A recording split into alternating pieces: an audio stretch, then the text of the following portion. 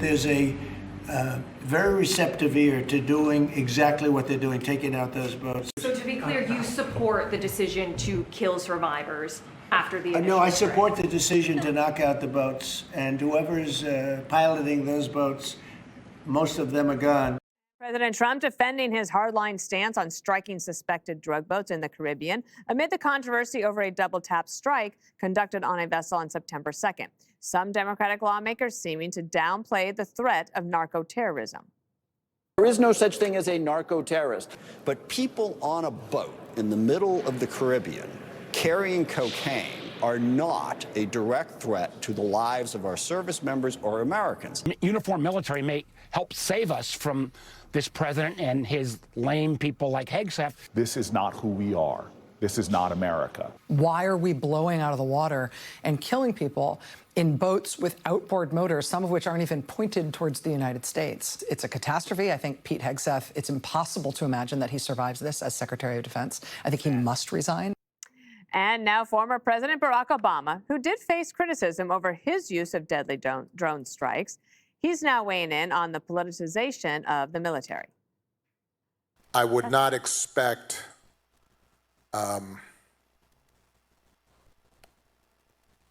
politicization of the Justice Department or our military. There's been resistance, particularly in the military, to that, but the degree to which that has been encouraged,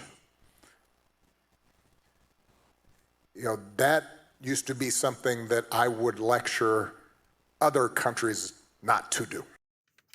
Greg, you could imagine that there are ways to raise some questions about this, but the Democrats always seem to go to where Trump wants them to, which is now they're defending narco-terrorists. First of all, it's always great to have an Obama clip. Yes. It's a nice time just to sit back and take a nap. Maybe 10, 15 minutes, you'll wake up, he'll be finished, and he'll say nothing. You don't have to listen to these people, right? They couldn't define a woman. You expect them to define a terrorist? They always, when they realize they're wrong, they have to unwind the premise. So it's like, first, yeah, these people are bad, and then we find a process to get rid of the bad people. So then they go, well, they really weren't that bad at all. These aren't narco-terrorists. So we'll call them what you want. I mean, you call women a birthing person. You call a felon a carceral individual. What are you going to call a drug dealer? A pharmaceutical entrepreneur? We don't care. We're still going to shoot them. The good news is the time between the appearance of a hoax and its let's say its destruction is shrinking. I call it the hoax gap. Just narrows and narrows. The story, the anonymous sources, the familiar tropes and insinuations, the breathless finger pointing. It used to last months. Now it's like it lasts days because essentially the story was too perfect. It was kind of like the P tape, but we've learned so much. You have a video of 6 Democrats warning you that something bad's going to come your way. And then lo and behold, something bad shows up. It was gift wrapped and with a bow. The card should have been from Jeffrey Epstein. It would have been perfect. So I guess the Dems, to what you're saying is, or you said this during the break, that the Trump can get the Dems to do anything, right?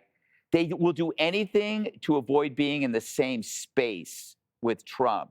So if you have a choice between X and Trump, and X is a recidivist criminal, an illegal alien, a trans grifter, they're always going to choose X, the 20 out of the 80-20, and then he ends up looking fine. They end up looking stupid. Yeah, it's like Maryland man. Yeah, Maryland right? dad. And they go down, and there's that whole thing blew up in their faces. Click here to subscribe to the Fox News YouTube page to catch our hottest interviews and most compelling analysis.